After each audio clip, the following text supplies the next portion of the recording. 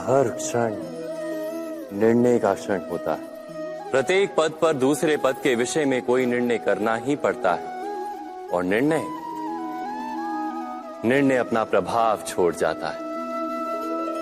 आज किए गए निर्णय भविष्य में सुख अथवा दुख निर्मित करते हैं, ना केवल अपने लिए, अपने परिवार के लिए भी, आने वाली पीढ़ियों के लिए भी। जब कोई दुविधा सामने आती है तो मन व्याकुल हो जाता है, अनिश्चय से भर जाता है। निर्णय का वो क्षण युद्ध बन जाता है और मन बन जाता है युद्ध भूमि। अधिकतर निर्णय हम दुविधा का उपाय करने के लिए नहीं, केवल मन को शांत करने के लिए लेते हैं। पर क्या कोई दौड़ते हुए भोजन कर सकता है? नहीं। तो क्या युद्ध से जूझता हुआ मन कोई योग्य निर्णय ले पाएगा? वास्तव में शांत मन से जब कोई निर्णय करता है तो अपने लिए सुखद भविष्य बनाता है। किंतु अपने मन को शांत करने के लिए जब कोई निर्णय करता है तो वो व्यक्ति भविष्य में अपने लिए कांटों भरा वृक्ष लगाता है।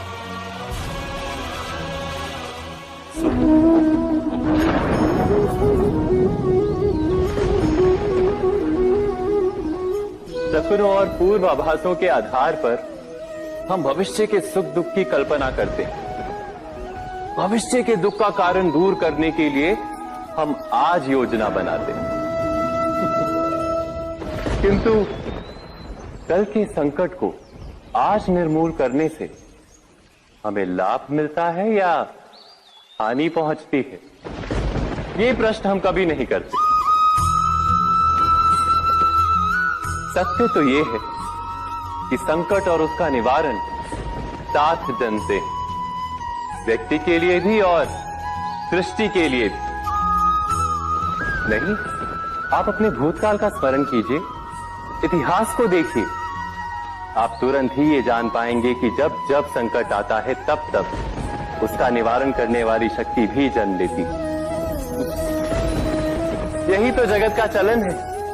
वस्तुतः संकट ही शक्ति के जन्म का कारण है। प्रत्येक व्यक्ति जब संकट से निकलता है तो एक पद आगे बढ़ा होता है, अधिक चमकता है, आत्मविश्वास से अधिक भरा होता है, न केवल अपने लिए अपितु विश्व के लिए भी।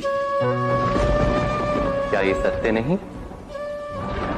वास्तव में संकट का जन्म है एक अवसर का जन्म, अपने आप को बदलने का अवसर, अपने विचारों को ऊंचाई पर करने का अवसर, अपनी आत्मा को बलवान और ज्ञान मंडित बनाने का अवसर।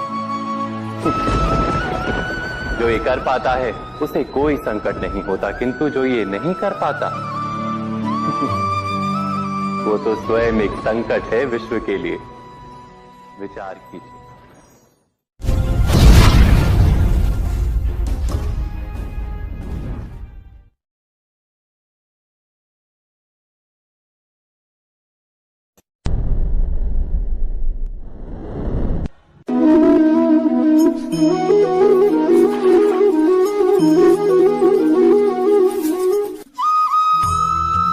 जीवन में आने वाले संघर्षों के लिए जब मनुष्य स्वयं को योग्य नहीं मानता, जब उसे अपने ही बल पर विश्वास नहीं रहता, तब वो सद्गुणों को त्याग कर दुर्गुणों को अपनाता है।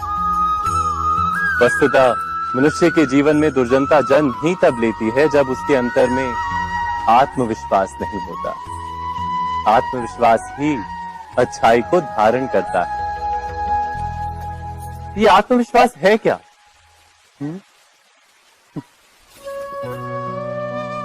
जब मनुष्य ये मानता है कि जीवन का संघर्ष उसे दुर्बल बनाता है, तो उसे अपने ऊपर विश्वास नहीं रहता।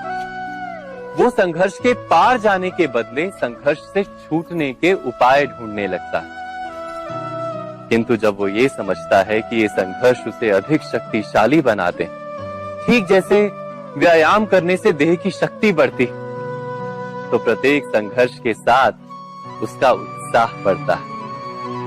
अर्थात आत्मविश्वास और कुछ भी नहीं, मन की स्थिति जीवन को देखने का दृष्टिकोण मात्र है, और जीवन का दृष्टिकोण तो मनुष्य के अपने वश में होता है।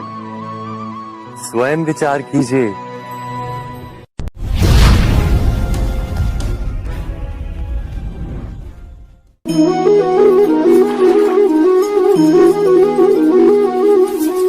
पिता सदा ही अपने संतान के सुख की कामना करते हैं, उनके भविष्य की चिंता करते रहते हैं। इसी कारणवश सदा ही अपने संतानों के भविष्य का मार्ग स्वयं निश्चित करने का प्रयत्न करते रहते हैं। जिस मार्ग पर पिता स्वयं चला है, जिस मार्ग के कंकर पत्थर को स्वयं देखा है, मार्ग की छाया, मार्ग की धूप को स्वयं जाना है, उसी मार्ग पर उसका पुत्र भी चले, यही इच्छा रहती है हर पिता की। निस्संदेह उत्तम भावना है ये, किंतु 3 प्रश्नों के ऊपर विचार करना हम भूल ही जाते हैं। कौन से प्रश्न? प्रथम प्रश्न, क्या समय के साथ प्रत्येक मार्ग बदल नहीं जाते? क्या समय सदा ही नई चुनौतियों को लेकर नहीं आता? तो फिर बीते हुए समय के अनुभव नई पीढ़ी को किस प्रकार लाभ दे सकते हैं? दूसरा प्रश्न, क्या प्रत्येक संतान अपने माता पिता की छवि होता है? हाँ, संतानों को संस्कार तो अवश्य माता पिता देते हैं, किंतु भीतर की क्षमता तो ईश्वर देते हैं। तो जिस मार्ग पर पिता को सफलता मिली है, विश्वास है कि उसी मार्ग पर उसकी संतानों को भी सफलता और सुख प्राप्त होगा। तीसरा प्रश्न, क्या जीवन के संघर्ष और चुनौतियां लाभकारी नहीं होती? क्या प्रत्येक नया प्रश्न एक नए उत्तर का द्वार नहीं खोलता? तो फिर संतानों को नए नए प्रश्नों, संघर्षों और चुनौतियों से दूर रखना, ये उनके लिए लाभ करना कहलाएगा या हानि पहुंचाना? अर्थात जिस प्रकार संतान के भविष्य का निर्माण करने के बदले उसके चरित्र का निर्माण करना श्रेष्ठ है, वैसे संतानों के जीवन का मार्ग निश्चित करने के बदले उन्हें नए संघर्षों के साथ जूझने के लिए मनोबल व ज्ञान देना अधिक लाभदायक नहीं होगा? स्वयं विचार कीजिए।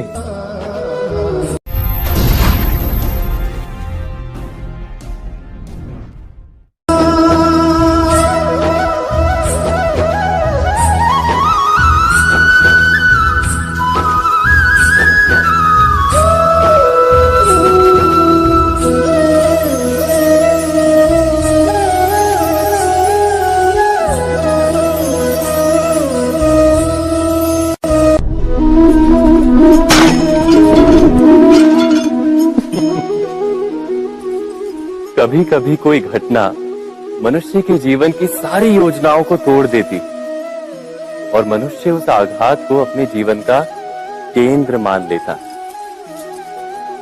पर क्या भविष्य मनुष्य की योजनाओं के आधार पर निर्मित होते हैं?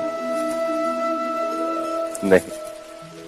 जिस प्रकार किसी ऊंचे पर्वत पर सर्वप्रथम चढ़ने वाला उस पर्वत की तलाई में बैठकर जो योजना बनाता है, क्या वही योजना उसे उस पर्वत की चोटी तक पहुंचाती है? नहीं, वास्तव में वो जैसे जैसे ऊपर चढ़ता है वैसे वैसे उसे नई नई चुनौतियां, नई नई विडंबनाएं, नए नए अवरोध मिलते हैं। प्रत्येक पद पर वो अपने अगले पद का निर्णय करता है। प्रत्येक पद पर उसे अपनी योजनाओं को बदलना पड़ता है। कहीं पुरानी योजना उसे खाई में ना ढकेल दे। वो पर्वत को अपने योग्य नहीं बना पाता, केवल स्वयं को पर्वत के योग्य बना सकता है। क्या जीवन के साथ भी ऐसा ही नहीं? जब मनुष्य जीवन में किसी एक चुनौती को, एक अवरोध को अपने जीवन का केंद्र मान लेता है, अपने जीवन की गति को ही रोक देता है, तो वो अपने जीवन में सफल नहीं बन पाता और ना ही सुख और शांति प्राप्त कर पाता। अर्थात जीवन को अपने योग्य बनाने के बदले स्वयं अपने को जीवन के योग्य बनाना ही सफलता और सुख का एकमात्र मार्ग नहीं। स्वयं विचार कीजिए।